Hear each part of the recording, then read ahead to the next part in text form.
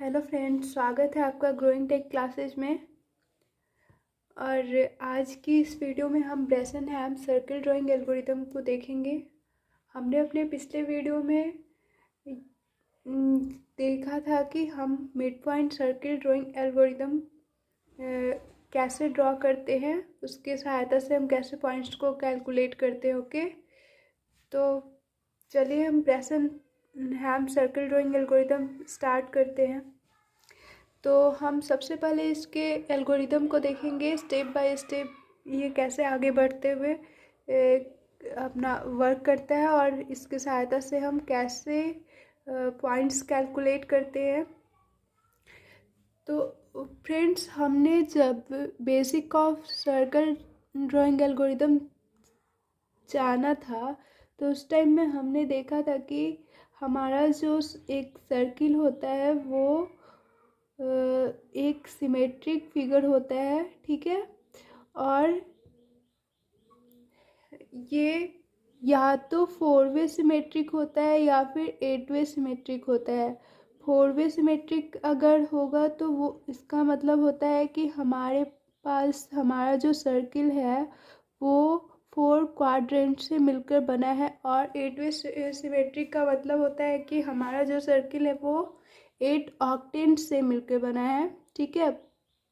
तो उस टाइम हमने देखा था कि अगर हमें किसी एक भी ऑक्टेंट का पॉइंट गिवन हो या फिर हम जानते हो कि इस पॉइंट की वैल्यू क्या है, हम ऑक्टेंट वैल्यू क्या है, ऑक्टेंट की फ्लोटिंग पॉइंट क्या है, तो हम उसके सहायता से नेक्स्ट बाकी जितने भी 7 फ्लोटिंग पॉइंट्स कैलकुलेट करने होते हैं, ऑक्टेंट्स के फ्लोटिंग पॉइंट्स कैलकुलेट करने होते हैं, वो हम जो गिवन फ्लोटिंग पॉइंट है उसकी सहायता से नेक्स्ट वैल्यू को रिफ्लेक्ट करते हुए कैलकुलेट करते हैं। ओके, या mid point circle drawing algorithm हो या फिर ब्रेसेनहेम सर्किल ड्राइंग एल्गोरिदम, दोनों में ये जो बेसिक कॉन्सेप्ट होता है वो सेम होता है। ओके, तो हमने वहाँ ये देखा था कि ये हमारा एक ऑक्टेंट है और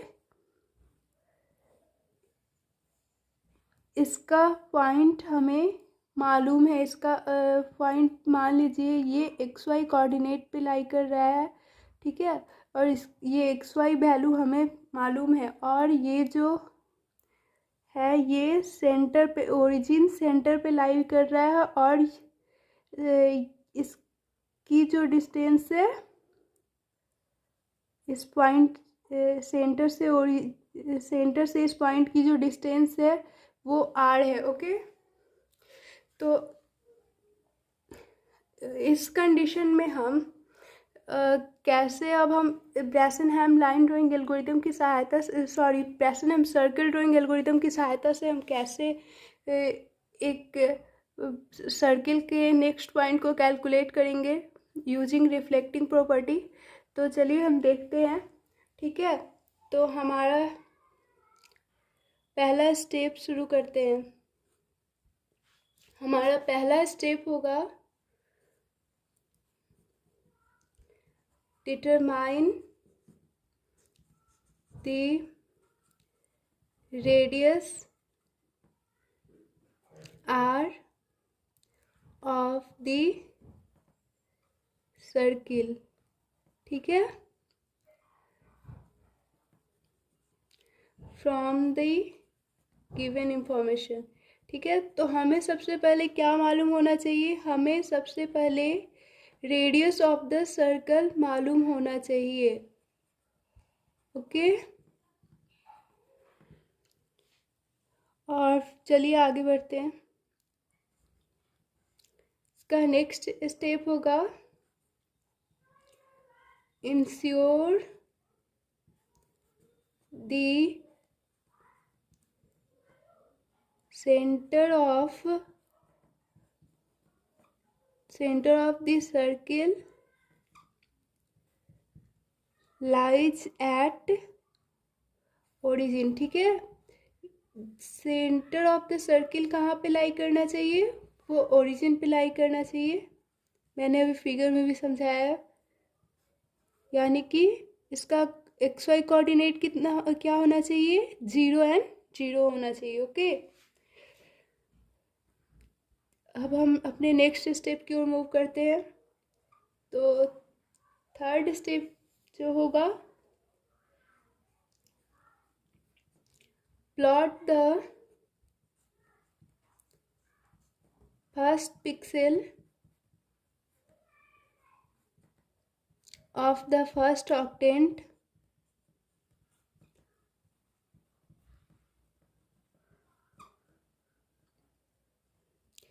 as 0 and R। ठीक है, यानी कि हम जो अपने फर्स्ट पिक्सल को ऑफ द फर्स्ट ऑक्टेंट क्या क्या कह रहा है ये, plot the first pixel of the first octant at 0R। यानी कि हमारा जो ये एक्स वाई का वैल्यू होगा उसमें हम एक्स के वैल्यू को ये जो ओरिजिन का एक्स वैल्यू होगा यानी कि 0 होगा वो असाइन करेंगे, और वाई के वैल्यू में हमारा जो रेडियस आएगा वो असाइन करेंगे। ठीक है, तो हमारा फर्स्ट ऑक्टेंट वैल्यू क्या हो जाएगा, 0 एंड R। ठीक है, अब हम फोर्थ पॉइंट की ओर चलते हैं। अब हम अपना first initial decision parameter calculate करेंगे। कैलकुलेट इनिशियल डिसीजन पैरामीटर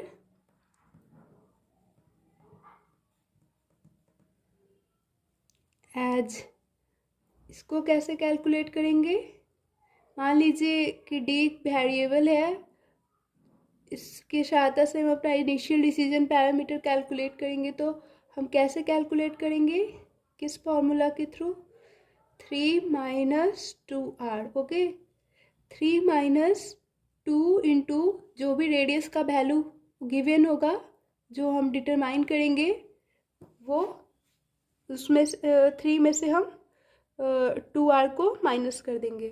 तो यहाँ पे जो इनिशियल डिसीजन पैरामीटर हम कैलकुलेट कर रहे हैं वो बस ये दिखाने के लिए हम इस पैरामीटर को कैलकुलेट करते हैं कि हमारा जो वैल्यू आ रहा है वो निगेटिव आ रहा है या पॉजिटिव आ रहा है, और इसी निगेटिव और पॉजिटिव वैल्यू के को आधार मान के हम अपना जो फ्लोटिंग पॉइंट्स होता है वो पिक्सेल्स होता है हमारा, ये फर्स्ट पिक्सल हुआ, सेकेंड पिक्सल होगा, वो बस इसको बेस मान के निगेटिव एंड पॉजिटिव वैल्यू पे डिपेंड करता है। ठीक है, अगर ये इसके अगले कंडीशन में हम देखते हैं,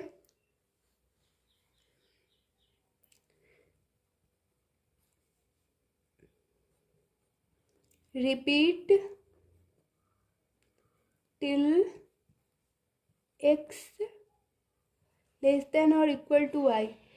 ये जो पांचवा स्टेप होगा उसको तब तक रिपीट करना है जब तक कि x का वैल्यू y के वैल्यू से छोटा ना आ जाए या फिर इक्वल ना आ जाए। ओके, तो इसका फर्स्ट पॉइंट देखते हैं, if tk less than 0 then dk plus 1 equal to dk plus 4 xk plus 6। तो dk यहाँ पे क्या है, ये जो हमारा इनिशियल डिसीजन पैरामीटर हमने कैलकुलेट किया था पहले, वहीं यहाँ पे k हमारे इटरेशन को दिखा रहा है, यानी हमारा लूप कितने टाइम चलेगा उसको दिखा रहा है। ठीक है, तो अगर इस d की वैल्यू लेस देन 0 आएगी तो हमारा नेक्स्ट डिसीजन पैरामीटर हम इस फॉर्मूला की सहायता से कैलकुलेट करेंगे। ओके, अगर ये भी नेगेटिव आया तो हम इस कंडीशन को फिर से चलाएंगे। अगर ये पॉजिटिव आता है तो क्या होगा ये हम आगे देखेंगे। और इस कंडीशन में हमारा जो नेक्स्ट पिक्सेल वैल्यू होगा, नेक्स्ट फ्लोटिंग पॉइंट होगा, वो क्या होगा, हमारे एक्स और वाई की वैल्यू क्या होगी वो देख लेते हैं पहले। एक्स के प्लस 1 इक्वल टू एक्स के प्लस 1,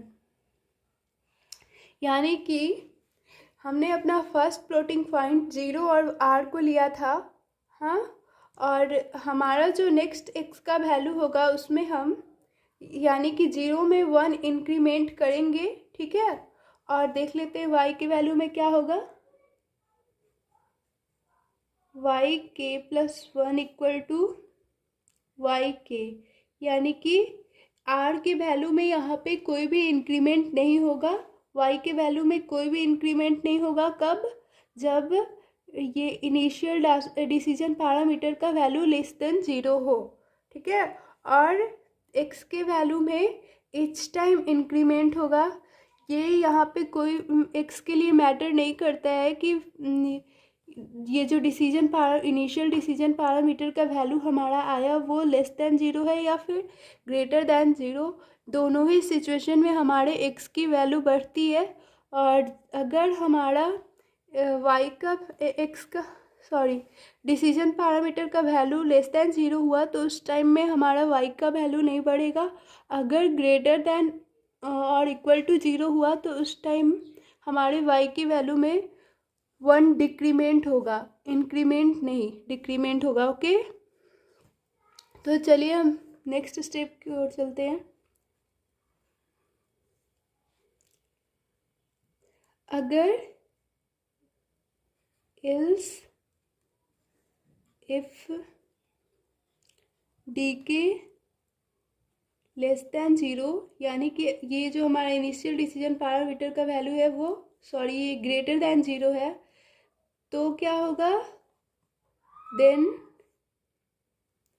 डी के प्लस 1 इक्वल टू होगा डी के प्लस 4 इंटू एक्स के माइनस वाई के प्लस 10। ओके, तो अब हम नेक्स्ट डिसीजन पैरामीटर इस फॉर्मूला से कैलकुलेट करेंगे। कब? जब हमारा ये इनिशियल डिसीजन पैरामीटर का वैल्यू वो ग्रेटर देन 0 हो तो, ठीक है। और अब हम इस सिचुएशन में अपना x और y का वैल्यू यानी कि फ्लोटिंग पॉइंट कैसे कैलकुलेट करेंगे ये देख लेते हैं। तो हम अपने फ्लोटिंग पॉइंट, जैसा मैंने अभी बताया, एक्स के प्लस 1 इक्वल टू एक्स के प्लस 1, यानी कि x के वैल्यू में 1 टाइम इंक्रीमेंट हुआ, जबकि y के प्लस 1 इक्वल टू क्या हो जाएगा, y के माइनस 1, y के वैल्यू में 1 टाइम डिक्रीमेंट हुआ। ओके, अब हम अपने 6th स्टेप की ओर मूव करते हैं। हमारा 6th स्टेप होगा प्लॉट एक्स के प्लस 1 एंड वाई के प्लस 1। ओके, हम अपने ऐसे ही हम ये नेक्स्ट फ्लोटिंग पॉइंट इस फॉर्मूला की मदद से जो भी हमारा ये वैल्यू आते जाएगा हम अपने पॉइंट्स को प्लॉट करते जाएंगे। ओके, तो ये हमारा नेक्स्ट स्टेप हुआ, डिटरमाइन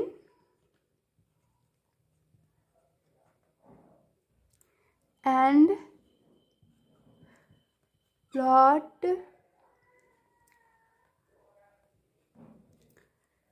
सिमेट्रिक पॉइंट इन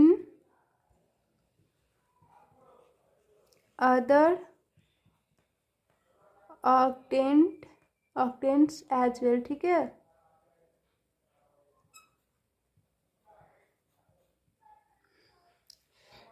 हमारा क्या है, determine and plot symmetric points in other octants as well. ठीक है, हमारा अगला अगला प्लॉटिंग पॉइंट्स निकलते जाएगा। ठीक है, ऑक्टेंट वैल्यू का। तो ये एल्गोरिथम मेरे ख्याल से आपको समझ में आया होगा कि ये एल्गोरिथम की सहायता से हम अपने पॉइंट्स कैसे कैलकुलेट करते हैं। ठीक है, तो अगर आपको नहीं समझ आया है तो मैं फिर से एक बार रिपीट कर देती हूँ। सबसे पहले तो हमें क्या करना होता है, अपना radius of the circle determine करना होता है। मैक्सिमम टाइम ये क्वेश्चन में दिया रहता है। ठीक है, अगर नहीं दिया हो तो हमें पता है कि इक्वेशन ऑफ द सर्कल क्या होता है। इक्वेशन ऑफ द सर्कल होता है x square plus y square equal to r square. Okay, इस फॉर्मूला की सहायता से हम अपने आर को डिटरमाइन कर लेंगे। ओके, और जो हमारा नेक्स्ट स्टेप है वो होता है ensure the centre of the circle lies at origin. हमें ये इंश्योर होना पड़ेगा कि हमारा जो सेंटर है वो ओरिजिन पे ही लाई करना चाहिए, यानी कि उसके जो कोऑर्डिनेट्स है वो 0 एंड 0 होना चाहिए। एक्स कोऑर्डिनेट भी 0 और वाई कोऑर्डिनेट भी 0 होना चाहिए। Plot the first pixel of the octant at 0 and r, यानी कि हमारा जो फर्स्ट प्लॉटिंग पॉइंट होगा, फर्स्ट ऑक्टेंट वैल्यू होगा, उसे हम फर्स्ट एक्स के वैल्यू में हम 0 असाइन करेंगे और वाई के वैल्यू में हम रेडियस के वैल्यू को असाइन करेंगे। ओके, तो उसके बाद हमारा फोर्थ स्टेप क्या कह रहा है, हमें इसमें इनिशियल डिसीजन पैरामीटर कैलकुलेट करना है। तो हम इनिशियल डिसीजन पैरामीटर कैसे कैलकुलेट करेंगे, 3 - 2r करके। ठीक है, और इसी वैल्यू पे हमारा जो है ये नेक्स्ट पूरा का पूरा कैलकुलेशन, नेक्स्ट पॉइंट्स कैसे कैलकुलेट करेंगे, नेक्स्ट पिक्सल क्या होगा हमारे सर्किल का, इसे इनिशियल डिसीजन पैरामीटर पे बेस रहेगा। और ये तो आपको, अगर इस इनिशियल डिसीजन पैरामीटर का वैल्यू लेस देन 0 हुआ तो हम ये हमारा जो नेक्स्ट डिसीजन पैरामीटर होगा वो इस फॉर्मूले से कैलकुलेट होगा। वरना अगर ये ग्रेटर दैन 0 हुआ तो नेक्स्ट डिसीजन पैरामीटर इस फॉर्मूले से कैलकुलेट होगा। ओके, और अगर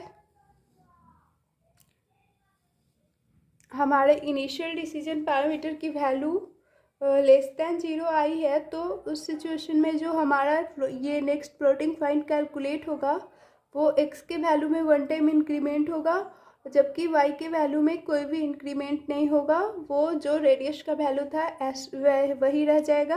ओके, और अगर इनिशियल डिसीजन पैरामीटर का वैल्यू ग्रेटर दैन 0 हुआ तो उस टाइम में हमारे x के वैल्यू में 1 टाइम इंक्रीमेंट होगा और y के वैल्यू में 1 टाइम डिक्रीमेंट होगा। ओके, और ये जो हमारा नेक्स्ट फ्लोटिंग पॉइंट होगा वो हम डिटरमाइन कर लेंगे यूजिंग दिस एल्गोरिदम। ओके, उम्मीद है दोस्तों कि आपको ये Bresson and circle drawing algorithm का कॉन्सेप्ट समझ में आया होगा। ओके, तो अगर आपको ये कॉन्सेप्ट समझ में नहीं आ रहा है तो मैं अपने अगले वीडियो में इसे एक एग्जाम्पल के थ्रू सॉल्व करके दिखा दूंगी ताकि आपको समझ में आए। मैक्सिमम टाइम एग्ज़ाम्स में ये एल्गोरिदम या फिर उसके एग्जाम्पल्स क्वेश्चन दिए रहते हैं, उसे ही सॉल्व करने को पूछा जाता है। या फिर आप यूनिवर्सिटी लेवल का एग्ज़ाम दे रहे हो या फिर कोई कॉम्पिटिटिव एग्ज़ाम दे रहे हो, उसमें मैक्सिमम टाइम क्वेश्चन ही दिया रहता है। इसलिए अगर आपको आने वाले वीडियो में से अपने ये Bresson and circle drawing algorithm की सहायता से हम कैसे एग्जाम्पल सॉल्व करते हैं वो समझना है तो मेरा नेक्स्ट वीडियो ज़रूर देखें। ओके, ताकि आपका ये Bresson and circle drawing algorithm का भी कॉन्सेप्ट क्लियर हो जाए। तो चलिए दोस्तों, अगर आपको ये वीडियो पसंद आया हो तो लाइक एंड शेयर ज़रूर कीजिए। और अभी तक अगर आपने मेरा चैनल सब्सक्राइब नहीं किया है तो मेरे चैनल को सब्सक्राइब ज़रूर कर ले, ताकि मेरे आने वाली वीडियोज़ की नोटिफिकेशन आप तक पहुंचती रहे। ठीक है। और मैंने आपके लिए नोट्स बनाए हैं जो कि आपके यूनिवर्सिटी लेवल एग्ज़ाम के लिए काफ़ी बेनिफिशियल होने वाला है। वो मैं नीचे डिस्क्रिप्सन बॉक्स में डाल दूँगी, तो आप चाहें तो वहाँ से मेरा नोट्स भी डाउनलोड कर सकते हैं। ठीक है। थैंक यू दोस्तों, thanks for watching this video.